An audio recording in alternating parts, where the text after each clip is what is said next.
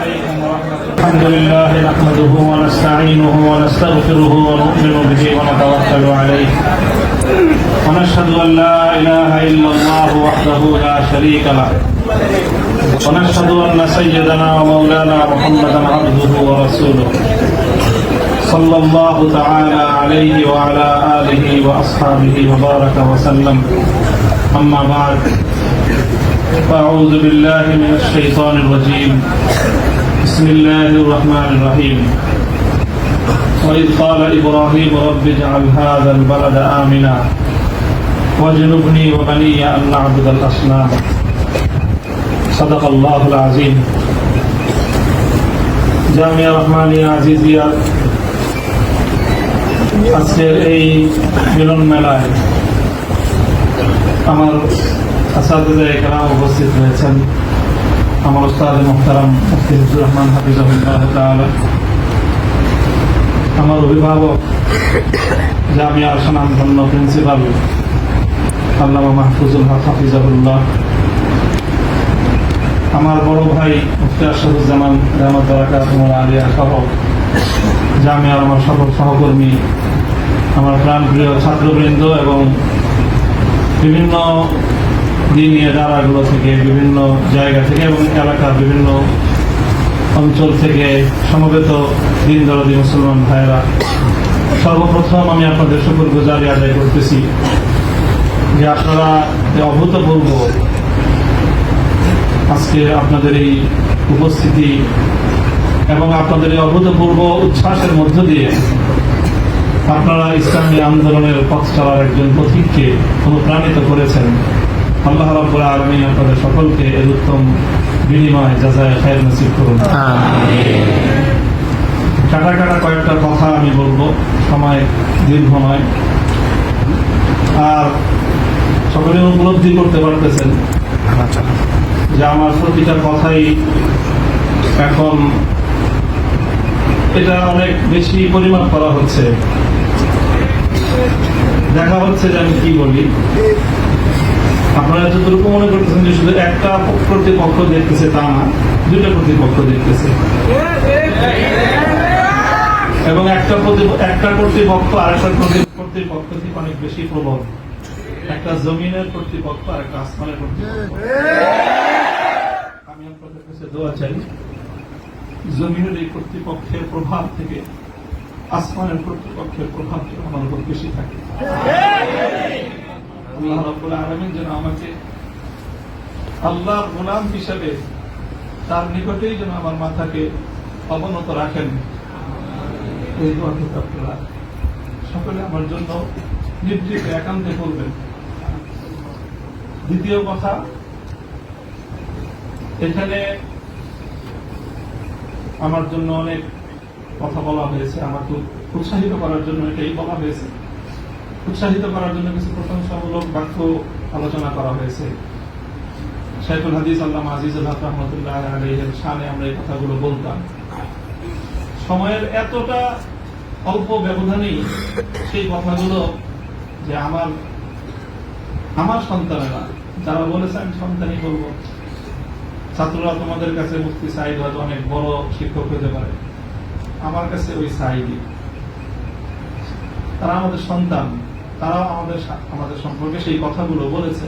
প্রশংসামূলক কথা নয়, বরং আমি কালিমাত দোয়াইয়া, দোয়ার বাণী হিসেবে, দোয়ার কথা হিসেবে আমি বরণ করে নিলাম। আল্লাহ পাক আমার সন্তানদের, আমার সহকর্মীদের, তাদের এই কথাগুলোকে যেন আল্লাহ আমার হকে, আমার ক্ষেত্রে দোয়া হিসেবে আল্লাহ কবুল করেন। এই কথার মধ্যে একটা কথা এসেছে, সেটা হলো প্রতিটা জুলুমের প্রতিশোধ গ্রহণ করার কথা। আমি এই কথাটা একদিকে প্রত্যাখ্যানও করি, আবার আরেকদিকে সমর্থনও করি। প্রত্যাখ্যান করি এইভাবে যে এটা যাদের আদর্শ অনুসরণে আমাদের এই জুলুমকে বরণ করা, আমাদের এই কারাভোগ, আমাদের এই কারাবরণ, আমরা এই শব্দগুলি বেশি বলি। কি বললাম? কারাভোগ, কারাবরণ। কারা নির্যাতন তো বলবো যত কম বলা যায়, কারা নির্যাতন নয়, আসলে তো এটা কারাবরণ। আমরা তো জেনে বুঝেই এই পথে পা বাড়িয়েছি। কেউ যদি মনে করে থাকে যে আমরা জানি না, তাহলে এটা তাদের মিস ইনফরমেশন। আমরা জানি আমাদের এই পথে চলতে গেলে এই পথটা কুসুমাস্তীর্ণ নয়। এ পথে লাল গালিচা থাকে, কখনো কখনো প্রতীকী অর্থে লাল গালিচা থাকে, তবে সেই লাল গালিচার লালিমাটা যতটা না গালিচা রং দিয়ে লাল হয়, তার চেয়ে বেশি লাল হয় ভাইয়ের শাহাদাতের রক্তের মাধ্যমে। শাহাদাতের রক্তের নজরানা দিয়ে আমরা সেই পথে ইনশাআল্লাহ পৌঁছবো, যে পথে শাপলা চত্বরের ভাইয়েরা শাহাদাতের রক্ত দিয়েছে, যে পথে আমার হাটহাজারীর সন্তানেরা শাহাদাতের রক্ত দিয়েছেন, যে পথে আমার বিবাড়িয়ার শহীদ বাড়িয়ার বীর শহীদারেরা যে পথে আত্মত্যাগ স্বীকার করেছেন, আমরা তাদের সে পথকে ভুলব না। তাদের সেই শাহাদাতকে আমরা কোন সময় সেই শাহাদাত অস্বীকার করার কোন প্রবণতাকে এক মুহূর্তের জন্য বরদাস্ত করব। শহীদ হয়েছে আমার ভাই, সরি বলেন, বাংলায় না বলতে চান দুঃখিত, দুঃখিত যদি বলতে না চান আপনাদের প্রিয় ভাষা ইংলিশেই বলেন, তবে কি বলেন? সরি বলেন। সে রক্তকে অস্বীকার করার চেষ্টা করবেন না। শাহাদাতের শহীদের রক্তের সঙ্গে গাদ্দারি করার মতো সেই বেঈমান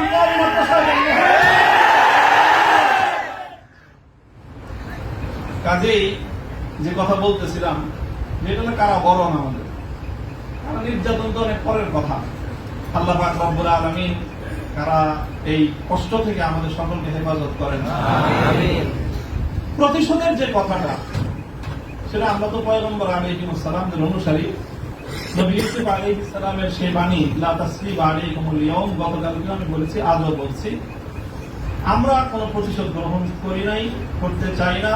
করার প্রবণতা কখনো যদি আমাদের মন থেকে উদ্গত হয়, সেটা হলো ইন্নামা যালিকা মিন্নী ওয়া মিনাশ শাইতান, শয়তানের প্ররোচনায় কখনো হয়তো আমরা ব্যক্তিগত আক্রোশে প্রতিশোধের কথা বলে থাকতে পারি, কিন্তু আমরা প্রতিশোধ পরায়ণ নই। এই হিসাবে আমি প্রতিশোধের এই শব্দকে প্রত্যাখ্যান করব। তবে অন্য আরেক অর্থে আমি এই প্রতিশোধের শব্দকে সমর্থন করছি। শুধু সমর্থন নয়, বরং আমি আমার পুনর্ব্যক্ত করছি যে আমরা প্রতিশোধ নিব।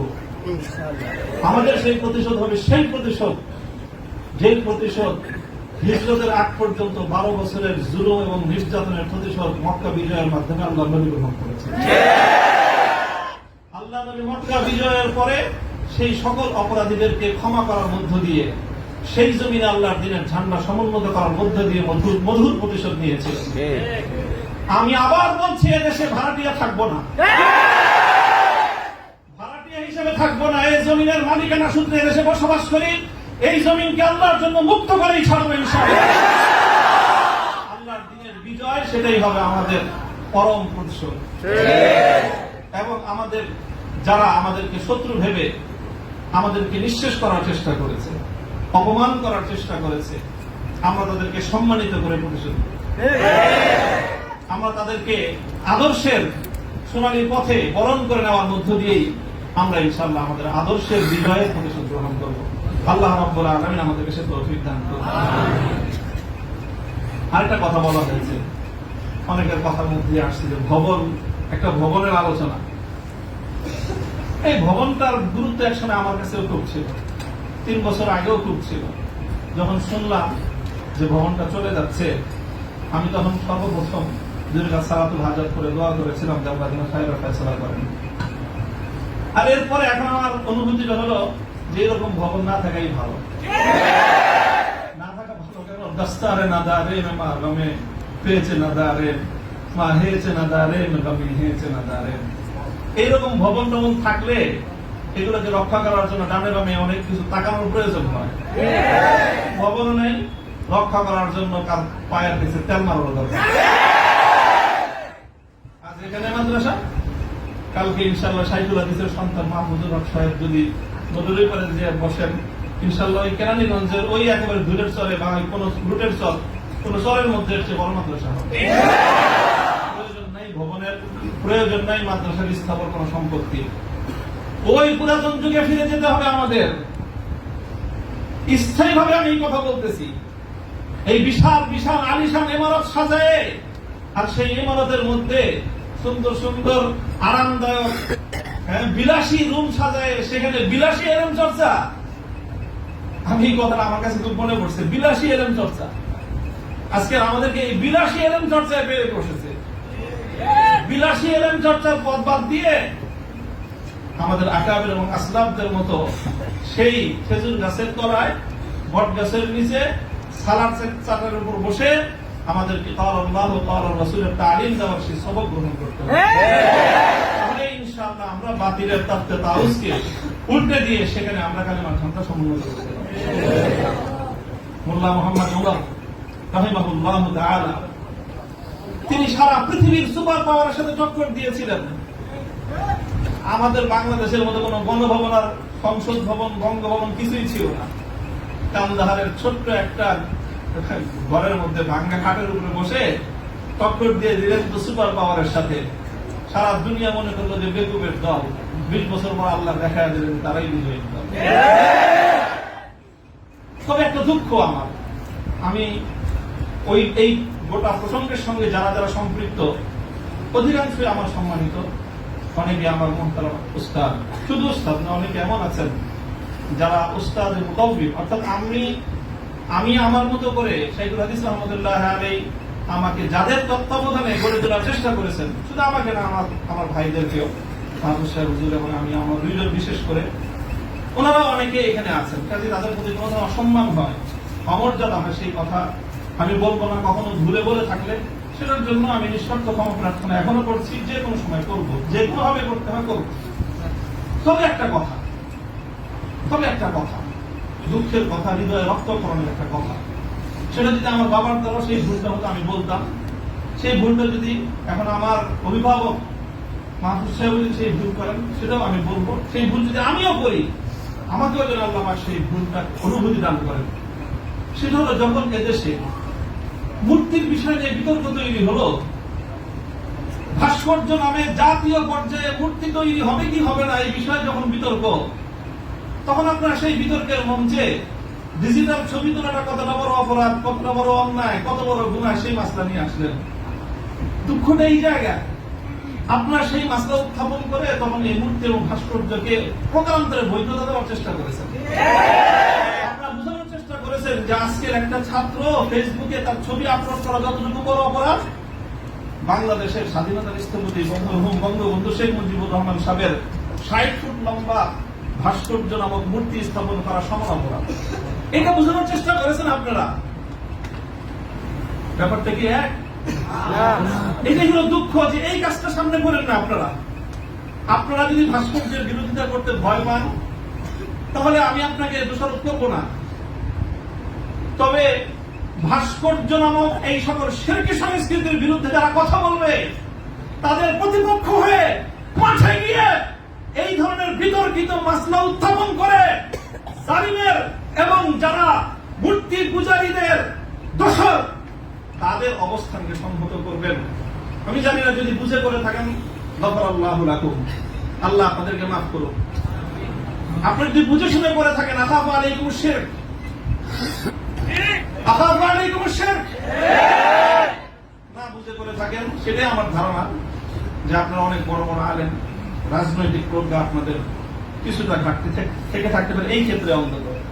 কাজেই এই জায়গাটায় বিলম্ব হলে আপনারা কথা বলেন, বিলম্ব হলেও কথা বললেন, ইতিহাস আপনাদেরকে ক্ষমা করবে না। দেখেন না যে আমরা হেফাজতে ইসলামের কিছু নওজওয়ান আলেম এবার যেটা করছে, সরকার একটা ভালো বুদ্ধির কাজ করছে। আগের বার থেকে, আগের অতীত থেকে তারা শিক্ষা নিছে। শাইখুল হাদিসের মতো, মুফতি আমিনী সাহেবদের মতো বৃদ্ধ মানুষদেরকে তারা আটকায় জাতির কাছে তারা একটা বিশেষ বড় ধরনের একটা আসামির কাঠ করে দাঁড়া গেছিল। এবার তারা আমাদের মুরব্বীদেরকে কারো গায়ে স্পর্শ করে নাই, শুরুই করছে নামুনুল থেকে। এদের হাত পাও গুলি সব ভাঙে দাও, তাইলে এই বুড়া মাথা যেগুলো আছে সেগুলো আর কি করবে, এই পলিসি নিয়েছেন। কাজেই যেটা করেছেন সেটা হলো, আবারও বলছি, যে এই ধরনের যখন তাওহীদ এবং শিরকের লড়াই হয়ে দাঁড়াবে, আল্লাহ ভাস্কর্য বিরোধী আন্দোলন এটা তাওহীদ এবং শিরকের আন্দোলন, শিরকের সংঘাত ছিল। ভাস্কর্যের পক্ষে যারা ছিলেন তারা শিরকের পক্ষে ছিলেন।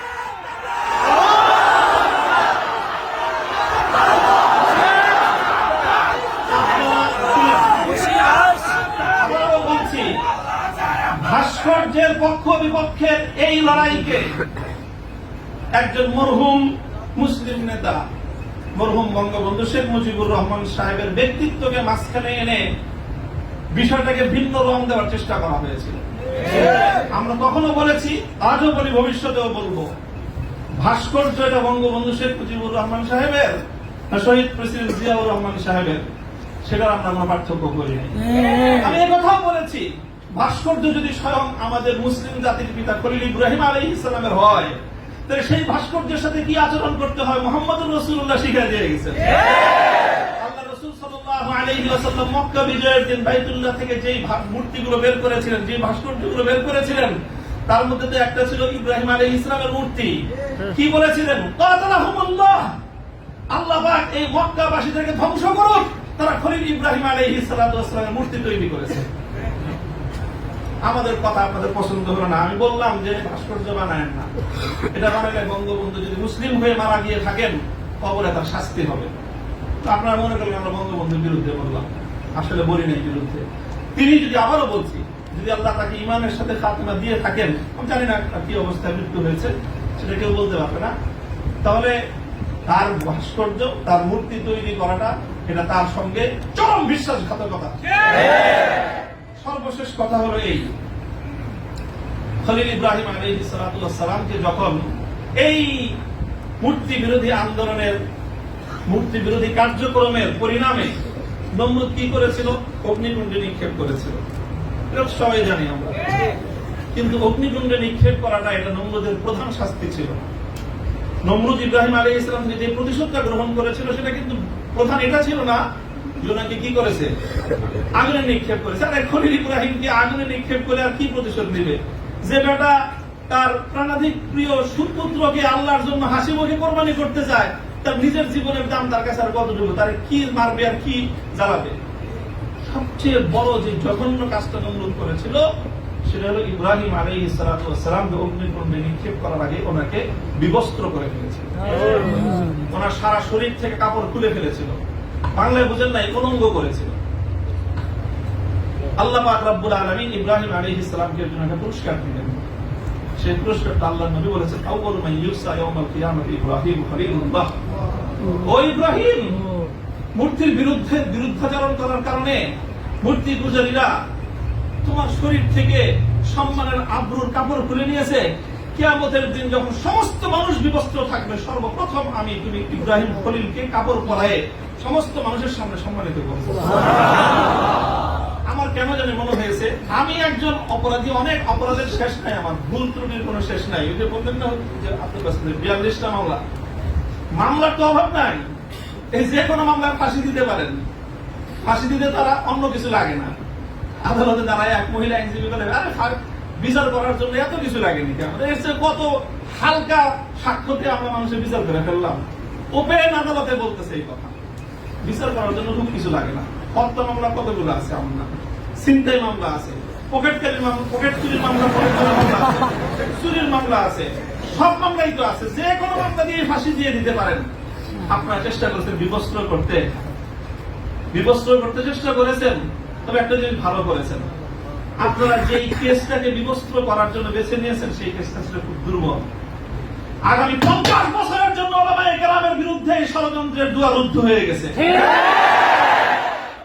আপনারা যদি এই ধরনের ষড়যন্ত্র করতে থাকেন, জাতি আবার নতুন করে বলবে।